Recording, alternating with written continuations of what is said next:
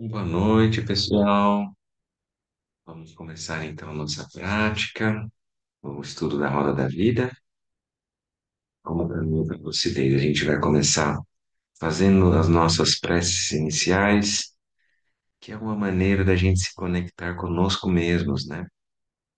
Então, que a gente possa ter essa clareza de reconhecer aquilo que precisa ser visto e não ficar à mercê da nossa própria mente, né? Confusa. Vamos falar melhor ainda, que a nossa própria mente confusa possa se clarificar, se esclarecer, se autoliberar, né? Vamos lá.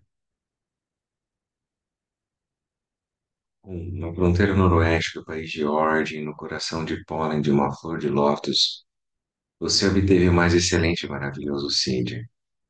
Renomado como aquele que nasceu do lótus, você está cercado por um vasto séquito de Dakinis. Enquanto pratico seguindo seus passos, algo que se aproxime para conceder suas bênçãos. Ó, Guru Pema, conceda-me os sírios. Orden Eugene Johnson Pema Sardom Yansen Choki Nodrune Pema Junne Jetsun Drag Kordu Kandro Mampe Kur Kiki Jesu Dandru Ki Jinji Lao Shengsu So Pema Sidi Ho Ye Gi No Gyam Sam Pema Gesar Dompo Lang 야생 조기 노드 엠마 준네 제순 드랑 골두 감드로 마페골 케이키 제수 다트루키 징지 럽치 쉑수 송 엠마 시디 refúgio Bodhicitta, no Buda, no Dharma e na excelente Assembleia da Sangha, até que eu alcance a iluminação, neles eu tomo refúgio. Através da minha prática das seis perfeições, possam todos os seres sencientes alcançar o estado Bodhi.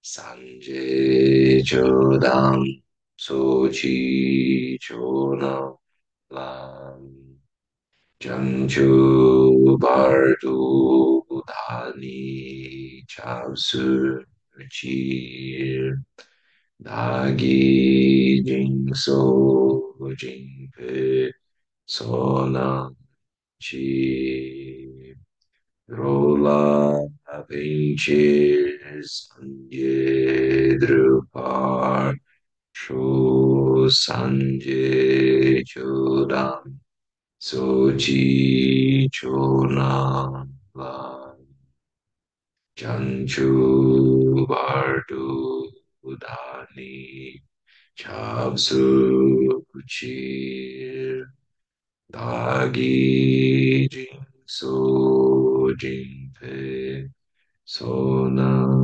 Chi Rola Apenche Sanje Drupa Show. Muito bem, então vamos encontrar uma posição confortável. Importante manter a coluna ereta, os ombros relaxados, os olhos repousando à frente.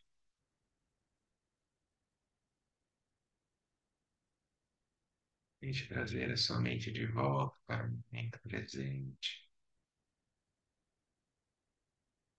Faça algumas respirações profundas, conscientes.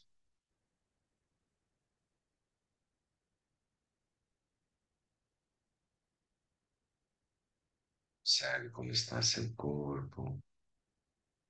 Deixe que sua consciência se espalhe, permeie todo o espaço do corpo. Se você perceber algum tipo de tensão, solte, relaxe.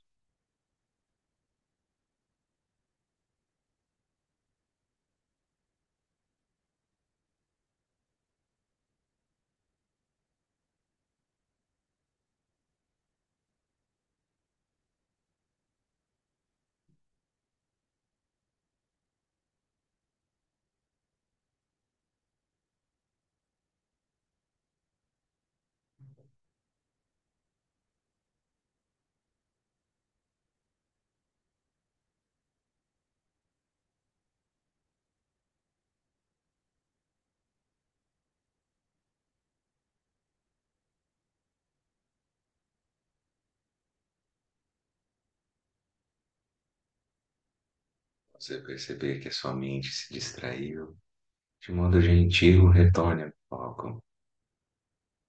Você pode eleger a respiração abdominal.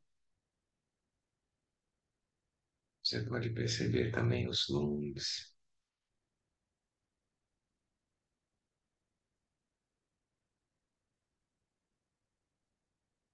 Vamos seguir na prática de shamatha, permanência serena,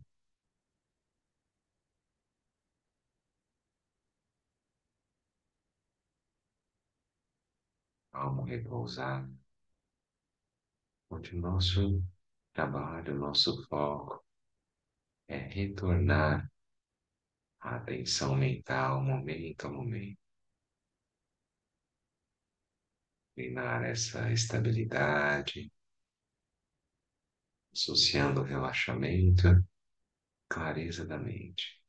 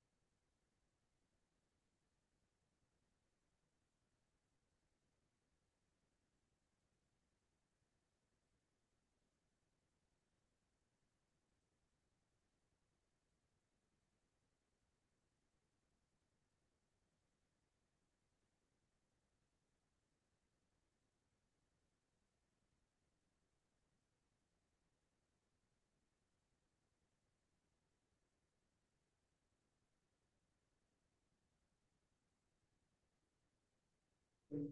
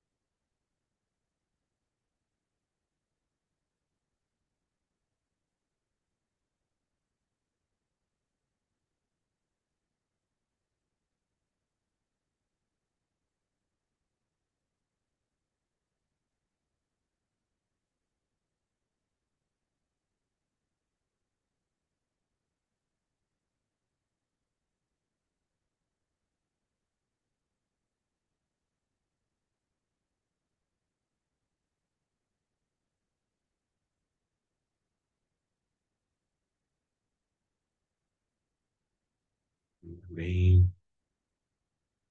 vamos voltando.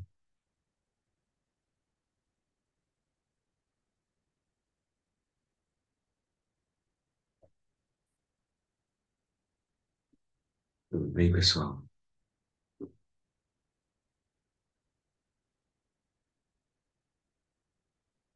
E tem feito meditação no dia a dia? Tem praticado? É bom, né? A gente consegue 5 minutinhos já ajuda bastante, né? Às vezes a gente fez 10 minutos, já ajuda a mudar a rotação da mente, né? Parece que ela fica mais calma, mais clara, né?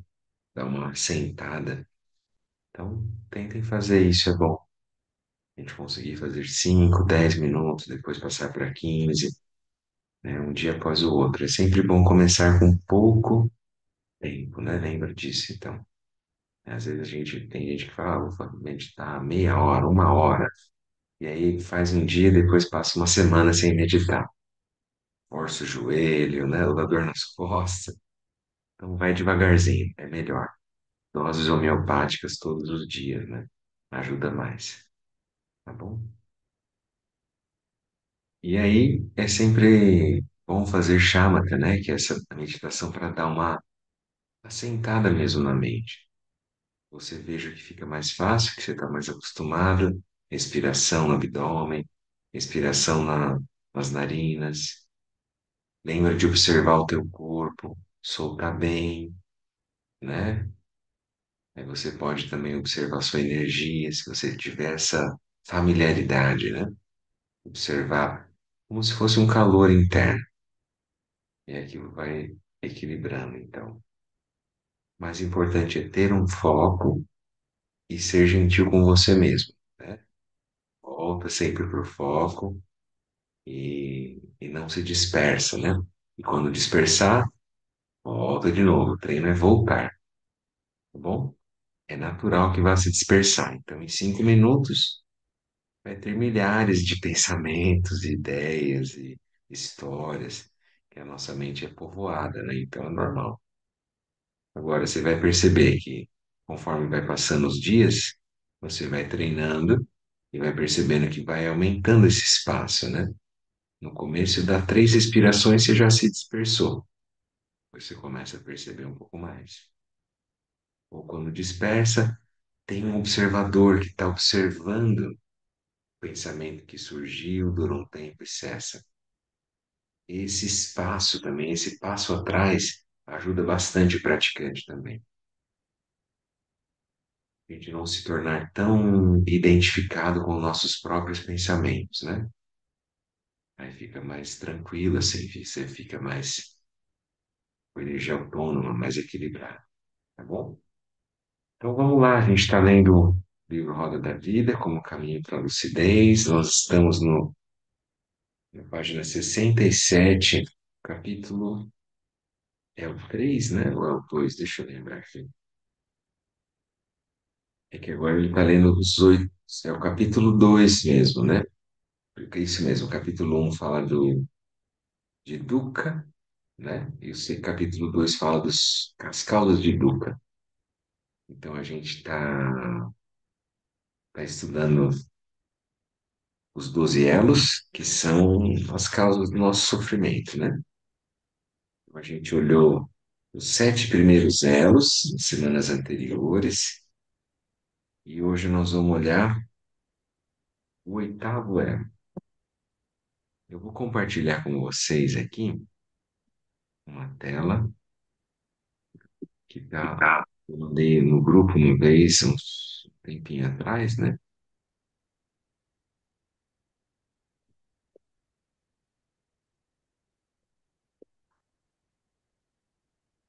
Sobre a roda da vida.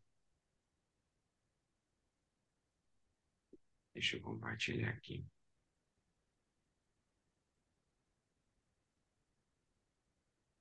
Né? Esse daqui eu coloquei no grupo, para a gente ter uma forma resumida, né, dos ensinamentos. Roda da vida, os 12 elos da originação interdependente. Quando a gente vir, né, quando a gente olhar, encontrar a pintura, né, vai ter um Buda desenhado aqui, vai estar apontando para uma lua cheia, que é a iluminação, a experiência, né, do próprio Buda. E aí depois vai ter os 6 reinos, né, as 6 emoções perturbadoras de cada reino, as ações causais aqui negativas e para cá positivas. No centro da roda da vida, os 3 venenos: a identidade, a fixação do javali, a atividade incessante do gado para sustentar, né, aquela situação, aquela identidade, e depois a cobra, a energia de defesa. Então, os 3 venenos simbolizados nos 3 animais. Depois, nesse aro externo é o que a gente está estudando agora. Então, são os 12 elos da originação interdependente. Na noite da iluminação do Buda, ele teve esse lampejo, né? Então, ele observou por que que as pessoas se confundem se elas têm a natureza livre, lúcida, búdica, né? Daí ele percebeu e viu os 12 elos da originação se encadeando na mente das pessoas para construírem o sofrimento, a experiência de prisão, né, de particularidade, de sentir-se isolado, né, separado. E aí ele mostra, então, depois a gente vai olhar que o que a gente tem que treinar depois de compreender, né, os 12 elos é fazer o sentido inverso, 12º para o primeiro. Então, lembrando lá, o primeiro elo, a vidya, né, a não visão, não reconhecimento da nossa verdadeira natureza. A gente se sente separado do alto. Depois, o segundo elo, vem as marcas mentais, são os caras. Depois, o terceiro elo, Vijnana. A partir de samskaras, eu me sinto dual, eu, eu gero essa conexão com certas tendências, vamos dizer assim, né? Condicionamentos, e aí eu olho aquele que gosta, aquele que tem esse condicionamento, ele é o Vijnana, é a consciência dual. Eu me sinto, então, aquele que faz algo, né? Aí depois vai ter o quarto elo na Marupa, nome e forma, uma estrutura mental. A gente procura estabilizar a experiência de Vijnana. É para o primeiro. Depois, então, vai surgir Shadayatana, que é quando eu quero um corpo. Aí ele vai mostrar os 6 sentidos do corpo, né? A gente vai olhar, então, olhos, ouvidos, nariz, língua, corpo, né? E aí mente. Corpo eu falo tato, né? O sentido abstrato da mente. Depois vem Spasha, que é o contato, quando a partir desse corpo eu filtro a minha experiência e eu penso que eu estou recebendo, né? Parece que eu estou, como é que eu vou dizer assim, sentindo, né? A partir dos meus 6 sentidos, né? 5 sentidos físicos, mas o sentido abstrato da mente, parece que eu estou constatando a experiência. E aqui, depois a gente vai ver que nós, na verdade, estamos construindo a experiência. Então, o sexto elo é esse contato com o que é visto como externo. O sétimo elo foi a semana passada, que é Vedana, e aí é a sensação do gosto ou não gosto e a indiferença. Então, quando a gente percebe o mundo e a gente começa a olhar o mundo de uma forma dual. Primeiro é assim, a primeira forma binária é tudo que eu vejo e tudo que eu não vejo. A imensa maioria, os 99,9%, eu não vejo as coisas. Eu vejo aquele 0,01%, que é algo muito particular e restrito. Cada pessoa vê um pouco, não vê toda a realidade. Quando a gente sai na rua, quando a gente vai em algum lugar, a gente vê algumas coisas que saltam para nossa mente, ou seja, elas refletem marcas mentais, condicionamentos, né? E a partir desse pedaço pequeno de toda a experiência que eu poderia ter, eu tenho uma forma binária também de me relacionar. Aí eu tento, eu vejo se eu gosto ou se eu não gosto. A partir desse sétimo elo vai vir o oitavo elo que nós vamos ler hoje, que é Trishna, que é o desejo. Então, se eu gosto, eu quero. Se eu não gosto, eu não quero. É algo muito kármico, muito automático, impulsivo, assim, a gente já responde direto, assim. Então, eu quero repetir as experiências boas e me afastar das experiências desagradáveis. É aí que eu vou me, vamos dizer assim, apegando, eu vou me cristalizando, eu vou me aferroando naquela identidade do começo, né? Então, vamos ler o capítulo. Se alguém tiver alguma pergunta, alguma dúvida, podem falar.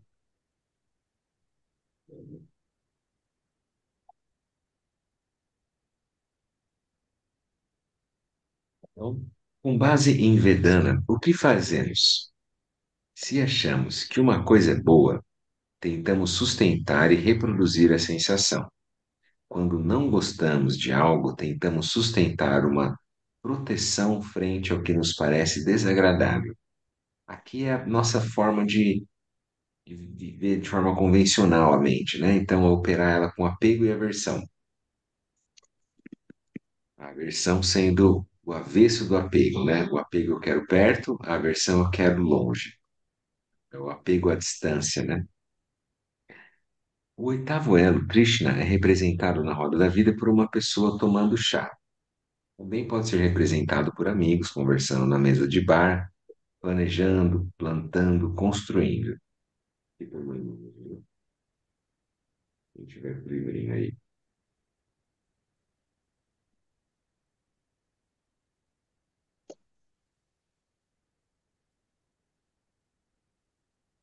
Podemos dizer que Trishna é a aspiração da expansão daquilo que se provou.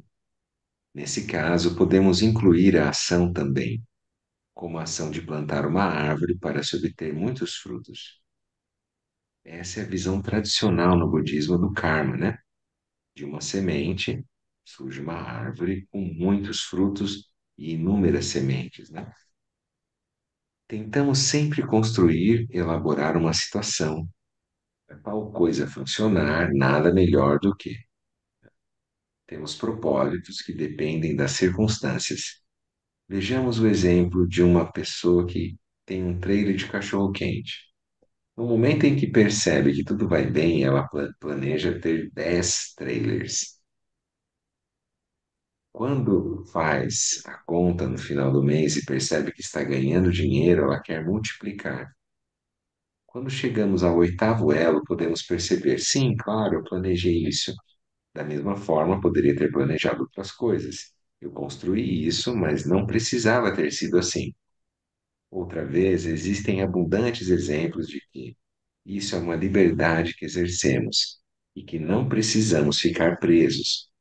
Vemos que, enquanto planejávamos alguma coisa, estreitamos nossa visão. A vidya estava junto operando. Quando a gente entra em algum plano, algo que brilha na nossa mente, daí parece que a gente gera um hiperfoco naquilo. E aí aquilo passa a polarizar a nossa mente. A pessoa às vezes fica o dia inteiro pensando, dorme, sonha, alguma coisa, algo que é um plano. Mas não é só teórico, cognitivo, é uma energia que vem junto. Está fazendo sentido isso que nós estamos falando? A pessoa sente aquilo assim, nossa, isso parece que ela não consegue parar de pensar naquilo. Então, aqui ele está mostrando que isso pode ser um estreitamento da visão, né? Porque a vidya estava junto operando. No oitavo elo, nós plantamos a árvore. Por meio disso, aspiramos colher todos os frutos que desejamos, um após o outro.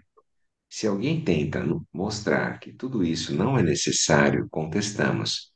Não, você não entende porque você não provou o chocolate.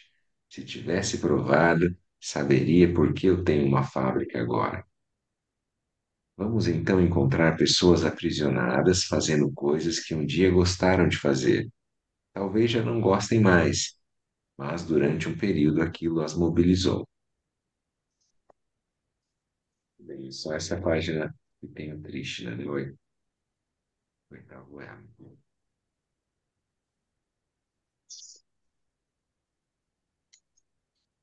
Então, livre, né? Chegou no Vedana, eu me dividi. Aquilo que eu gosto, aquilo que eu não gosto. E dentro daquilo que eu gosto, eu quero fazer aquilo crescer. E o que eu não gosto, eu tento cortar. Isso é muito natural, né? Isso que ele está dizendo. Tem algum problema da gente ter uma aspiração de fazer algo que a gente sinta que é bom, que é positivo, que a gente goste, e evitar aquilo que a gente não gosta, que a gente acha que é negativo, que não é bom? Não tem nenhum problema. A questão que é o problema é quando a gente se esquece da liberdade. É isso que o Lama está trazendo para nós. Se eu achar que eu tenho que fazer algo, daí é o problema. Eu esqueci que eu que construí aquilo.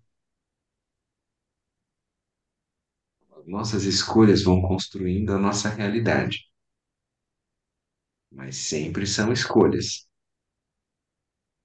Então, essa originação interdependente, eu posso sempre observar que eu não preciso seguir preso a um certo script. Eu sempre posso parar, retornar e rever qual é a melhor forma de eu me manifestar. Nesse momento. Faz sentido isso que nós estamos falando, gente? Tô olhando a cara de cada um pra ver. Menos o iPhone do Luiz, que eu não consigo ver a cara. Ai, ai. Então, é isso. Quando a gente tem uma base e a gente começa a raciocinar, ter uma estratégia, ter uma logística, então daí que é o plano ali. São os amigos, né? Alguns bons amigos bebendo de bem com a vida, né? Então é isso. Eles estão ali e pensando, planejando, né? Então vamos fazer tal coisa. Nem sempre aquilo é o melhor, é isso que ele está dizendo também. Se você tiver com a mente estreita, você pode achar que aquilo é a melhor coisa. Mesmo que aquilo comece a prosperar, a ter sucesso, né? Então, de uma semente vem muitos frutos. Daí depois chega uma hora que a pessoa às vezes já não tem mais a mesma afinidade com aquilo e é difícil para ela perceber, né? Ela mesmo não consegue perceber que ela tinha liberdade e que ela não precisa seguir fazendo a mesma coisa. Fala, Luiz, agora eu tô te vendo. Muito bem. Então, esse ponto a gente tem que olhar para exemplos na nossa vida. No geral, muitas vezes a gente pensa que a nossa vida é como se fosse uma escada em linha reta, sabe? Uma coisa assim. Ela vai só subindo, só ascendendo, né? E a gente tem essa sensação. Daí, o budismo, né? O próprio Buda, como é que ele vai trazer para nós? Que a gente tem uma liberdade ampla no espaço e que a gente se manifesta de muitas formas. Se eu restringo a minha liberdade, ou seja, se eu nasço com a vidya, se eu surjo com uma identidade a partir de uma bolha de realidade, lembra o jogador, uma coisa que eu me prendo naquilo, daí então eu surjo como numa roda que gira. Eu posso surgir numa experiência e girar em outra experiência. É só você pensar no seu dia, o céu e o inferno que você já passou, no mesmo dia, ou na mesma semana, no mesmo mês, ou no mesmo ano. A mesma mente que entrou numa, não entrou numa fria, entrou numa, entrei de gaiato num navio, né? Mais ou menos isso. Você entra numa história e aí mergulhou naquela bolha.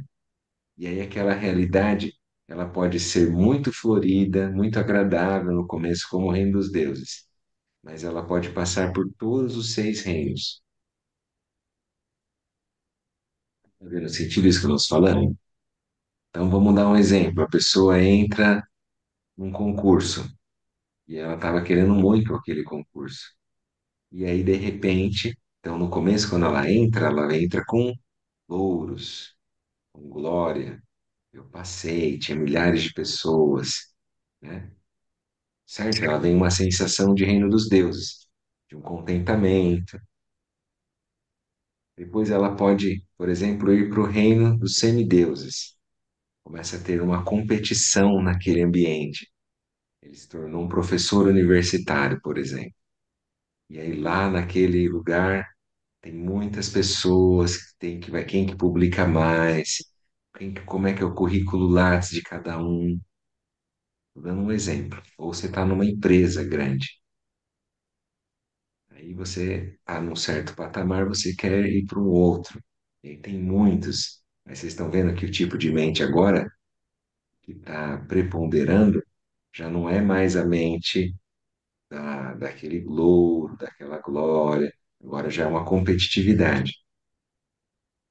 Aí depois você pode cair para uma mente de reino humano, que é aquela coisa de todo dia ela faz tudo sempre igual, aí você vai um dia após o outro, né, pagar a prestação, 10 prestações daquilo que você queria fazer.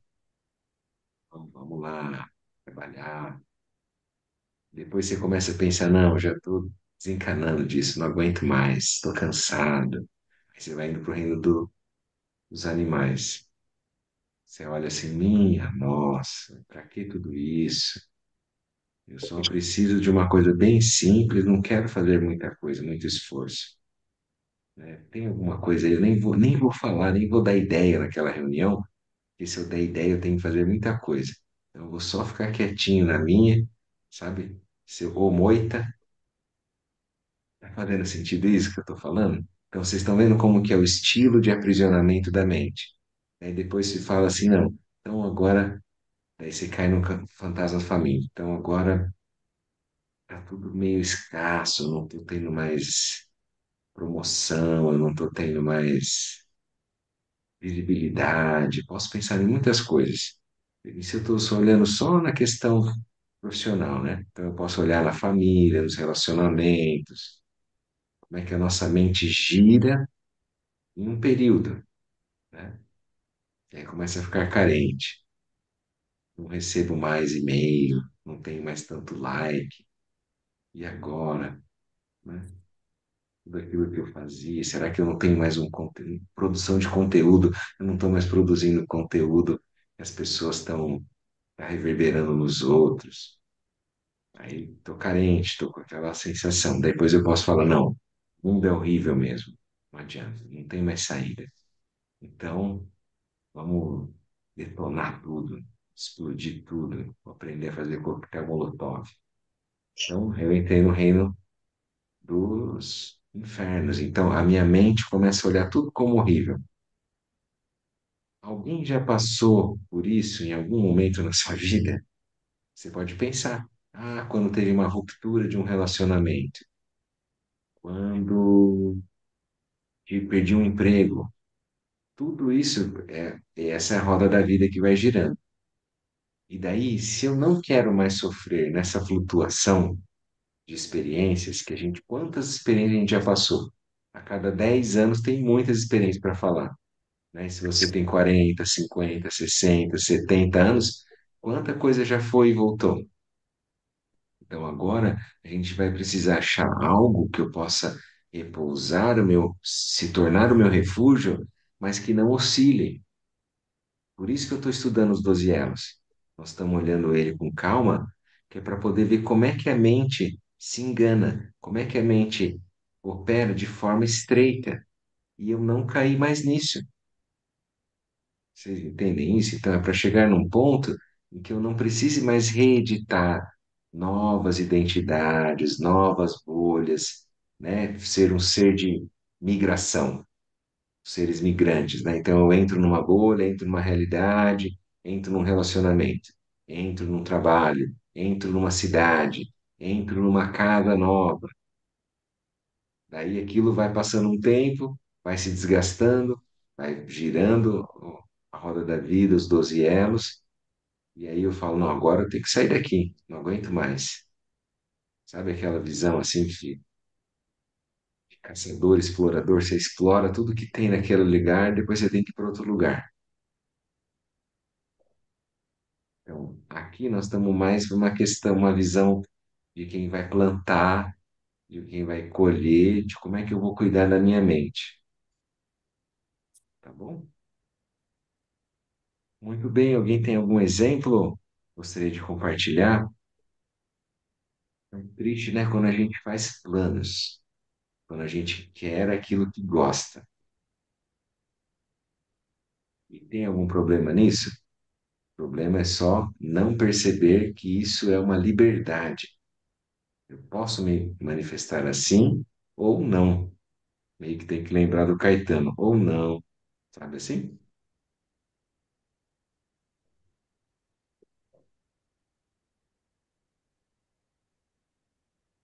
Se eu não lembrar dessa liberdade, que é aí que é o problema. Daí eu tô preso. Vocês lembram lá então, né? Quando a gente, por exemplo, tem a questão do buffet. Lembra lá do Vedana? Gosta ou não gosta? Daí eu vou no buffet. Daí eu quero comer aquilo que eu gosto e não quero comer aquilo que eu não gosto. Aí você começa a ir, por exemplo, só no mesmo lugar. Comer só no mesmo lugar. E comer só o mesmo prato. E aí, quando não tem aquilo. Então, você vai planejando. Aí, então eu deveria arrumar um lugar e seja sempre do meu jeito, do meu gosto. Então, percebam assim, né? Eu acho que eu vou falar numa experiência minha, assim. Quando você começa a soltar mais, você começa a transitar em outros ambientes e de uma forma mais leve. Quando você percebe, vocês podem olhar seus amigos ou vocês mesmos, pessoas com quem você convive. Quando a pessoa vai se tornando muito enraizada, no sentido assim da identidade dela, ela vai se tornando assim mais, como é que eu vou dizer, exigente. Vocês já viram isso? A pessoa vai ficando mais velha, vai ficando mais exigente e ela quer tudo do jeito dela. Faz sentido isso? Então pode ser que às vezes quando a gente era adolescente, a gente era mais aberto. Ou não, não dá para saber, né? Mas daí, conforme a gente vai passando o tempo, a gente vai se tornando exigente no sentido de que eu quero só esse tipo de experiência e só isso que vai me satisfazer. Então, quando eu restringo isso, eu estou fechando, então, fazendo a minha operação de Trishna, né? Então, se eu tenho aquilo que eu gosto, eu quero aquilo, é aquilo que eu vou plantar. Né, Gabriel, Dani? nesse sentido, dá para pensar que de repente também está um excesso de do lung de terra? Se a pessoa está muito fechada assim no oitavo elo, assim como você estava falando sobre o excesso de planejamento, e aí começa a ficar muito fechada para aquilo que ela mesmo planeja, né? Sem essa abertura de visão. Então, dá para pensar assim que é muita terra? Provavelmente como que eu vou dizer assim, né? Ela não percebeu que a Terra foi construída. Ela sentiu que a Terra era sólida mesmo, entende? Ela pensou que a Terra era real, era uma coisa sólida.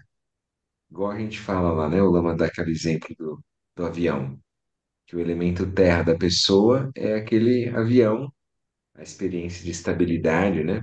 Que é uma casquinha, né, de ferro voando muito alto, e aquilo é muito instável. Só que na mente dela, ela cria uma sensação de estabilidade. E aí ela se sente, ela anda para um lado para o outro, tá tudo normal.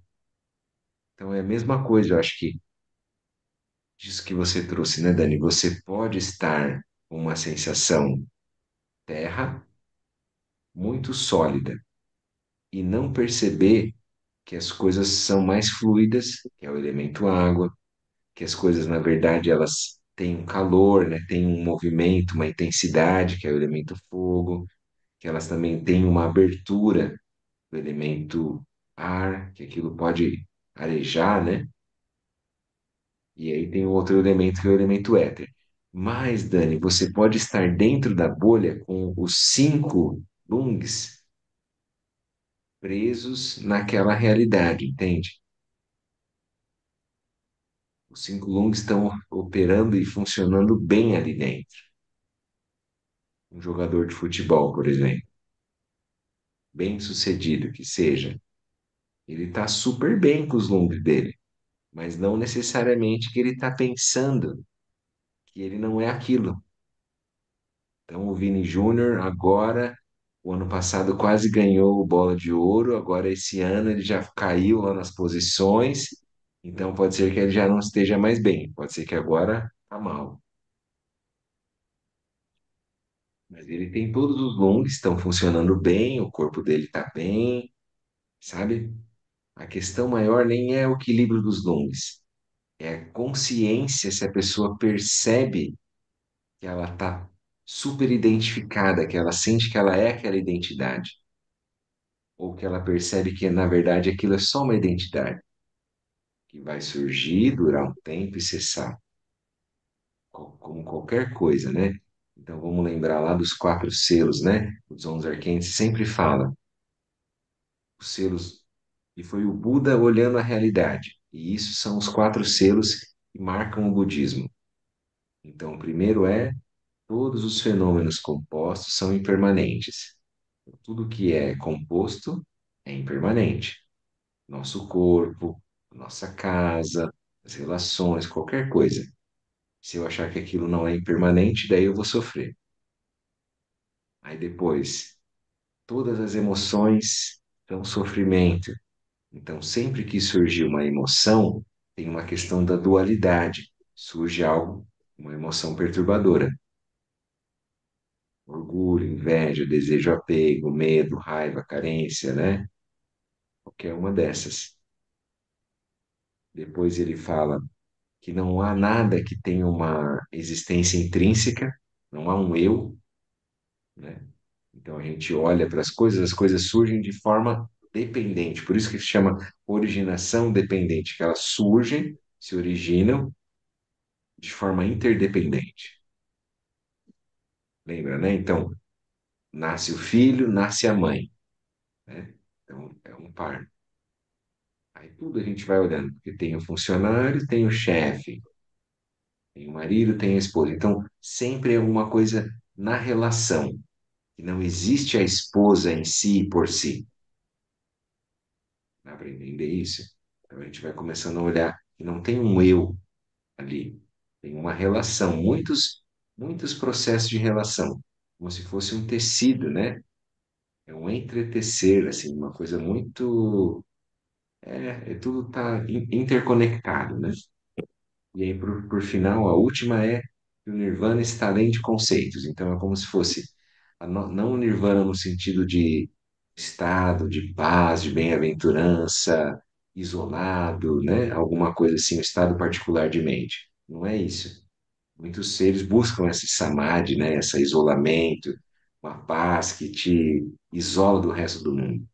Mas não é esse o caso do budismo. O Buda Shakyamuni ele mostra para nós então que o Nirvana está além dos conceitos, no sentido de que a nossa natureza livre, ela não tem nenhum tipo de condicionante, não tem nenhum tipo de tendência, não tem nenhuma marca mental, tá bom? Não sei se eu respondi, né? Mas eu fui enrolando aqui. Ai, ai. E alguém tem mais alguma colocação, uma pergunta? Antes que todos durmam.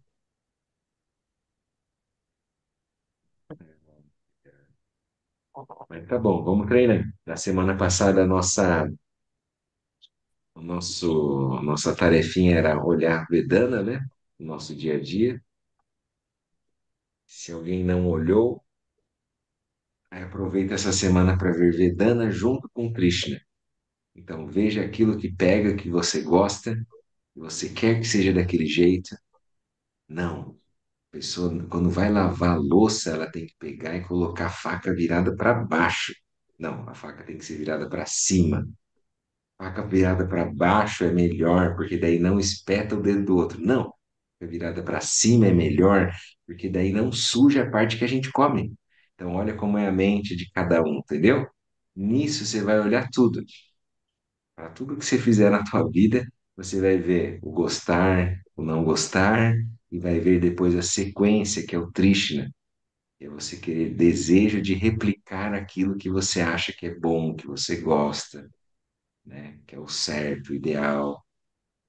Daí, se você ameniza isso, como eu falei, né? Dá um espaço, né? Respira um pouco, não leva tão a ferro e fogo, você vai ver que você vai ganhar graus de liberdade em relação às coisas. Vai ver que tem muitas formas de operar faca para cima, faca para baixo e outras coisas. Então, muitas formas de construir a experiência que as pessoas constroem, tá bom? Muito bem, então vamos fazer a nossa dedicação. Eu vou pegar aqui para colocar para todo mundo poder ler também. O Gabriel, Oi, pode eu falar, Diego. não sei se o Luiz ia falar, Luiz. Pode falar, estamos com tempo.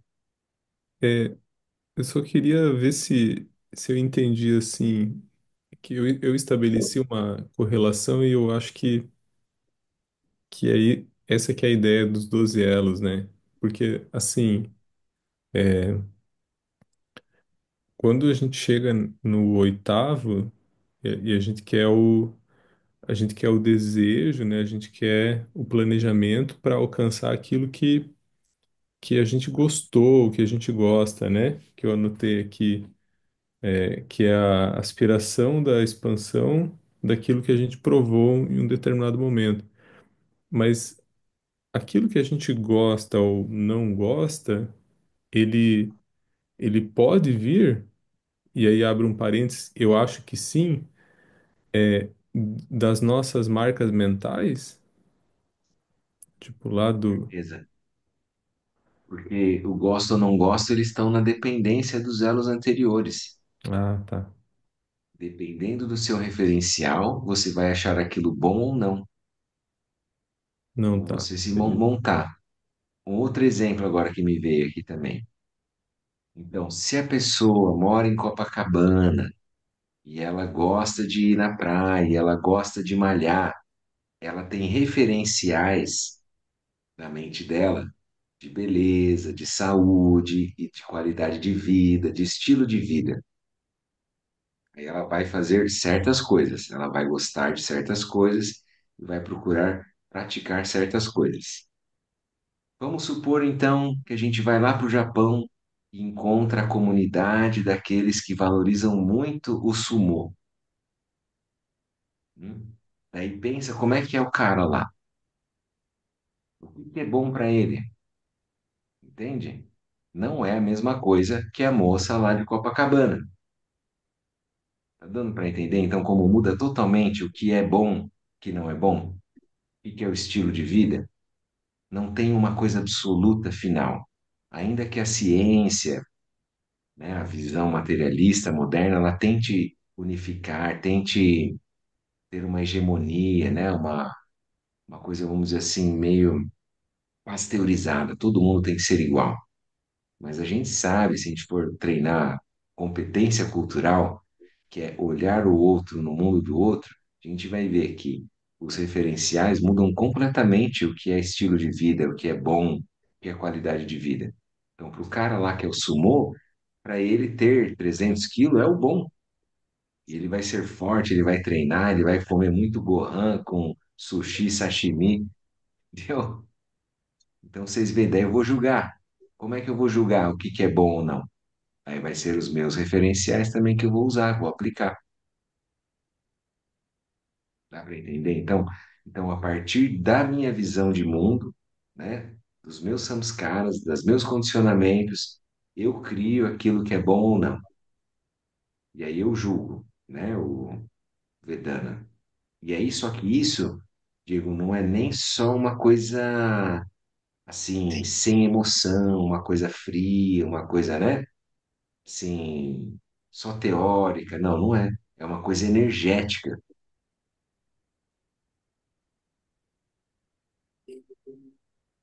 É, tipo, é a energia que te move a fazer determinadas Isso ações. é energia. Se você um pensamento não tiver energia, você não segue ele. Se aquilo lá não adianta, mesmo que você tenta assim, sabe? Então é como se fosse assim, dentro daquela paisagem faz sentido fazer aquilo. Por isso, por exemplo, que é mais fácil a gente estudar numa biblioteca quando a gente estava lá na faculdade ou estava né, na escola. É mais fácil ir numa biblioteca, parece que aquilo já está naquela paisagem, naquele ambiente. Aí favorece. É mais fácil você sentar para meditar num templo. É mais fácil a pessoa fazer atividade física numa academia ou numa piscina com outras pessoas, na natação. Tem de fazer com outros. Aí parece que já está naquele ambiente. A paisagem sutil move as tuas glândulas a secretarem o que precisa, né? Os ventos, como a gente fala no budismo tibetano, ventos e gotas, né? Então a tua energia que move aquilo. Mas é isso mesmo, Diego.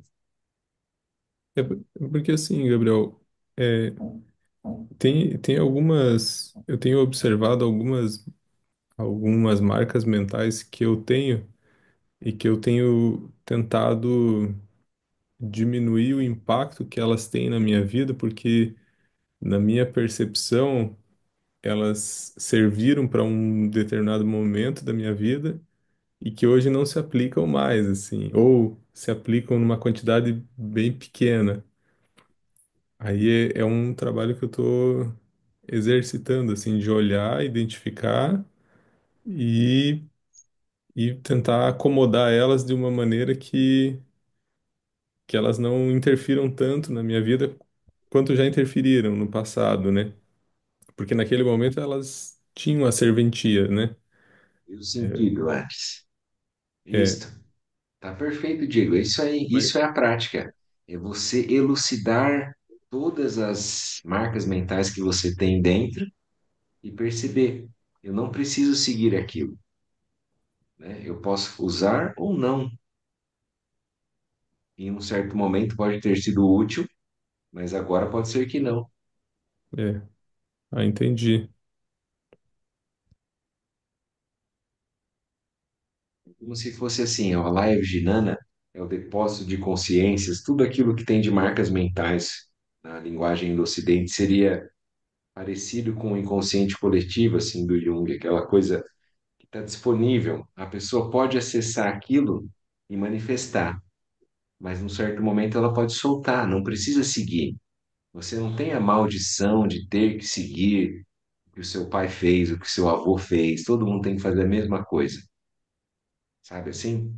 Ah, então eu tenho essa herança, eu vou fazer isso, eu tenho que fazer isso. Não, a gente tem a liberdade de se relacionar de uma outra forma com essa herança que às vezes a gente olha para nós e a gente enxerga, né? Que antes às vezes fez sentido e agora já não faz mais. É, entendi. Ah, tá bom, obrigado, Gabriel. Opa, vamos juntos. Pode falar, Luiz. Tudo certo? Não tem nada para falar. Achei que você ia perguntar alguma coisa, comentar. Então tá bom. Muito bem, pessoal. Vamos que vamos, então. Vamos fazer um pouquinho de silêncio e daí a gente faz a dedicação. Bom,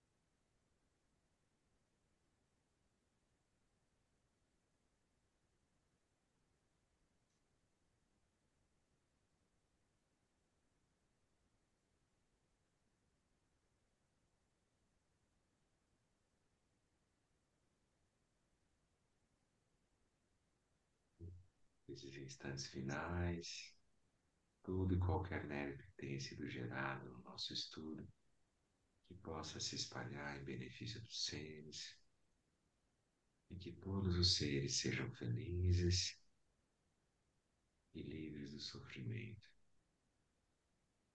que todos os seres encontrem as causas verdadeiras da felicidade e superem as causas verdadeiras do sofrimento.